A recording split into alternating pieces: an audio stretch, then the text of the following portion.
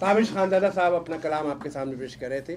اور خواتین حضرات، لاس اینجلس کی جانی پہچانی شاعرہ یہ غزلوں کے ساتھ ساتھ سیاسی حالات حاضرہ پر بھی اپنی نظمیں کہتی ہیں، اور زندگی کے اجاڑ سفر میں جو انسان کی تنہائی اور احساس محرومی ہے، یہ ان کی شاعری کا محور ہے۔ میں احترام کے ساتھ دعوت کلام دے رہا ہوں محترمہ عطیہ نیازی صاحبہ کو کہ وہ تشریف لائیں اور اپنے کلام سے نوازیں۔ محترمہ عطیہ نیازی صاحبہ، آپ کی بہت سی تعریف ہوگی۔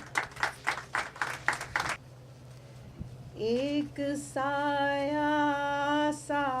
کسی کا اور تنہائی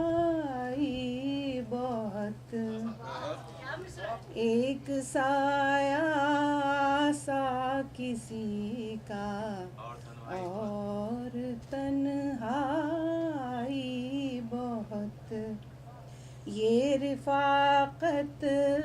زندگی بھر اس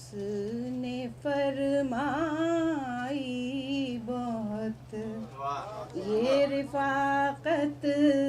زندگی بھر اس نے فرمائی بہت، با وفا اور باصفا انسان کا قحط الرجال، باصفا با وفا اور باصفا انسان کا قحط الرجال، جس طرف دے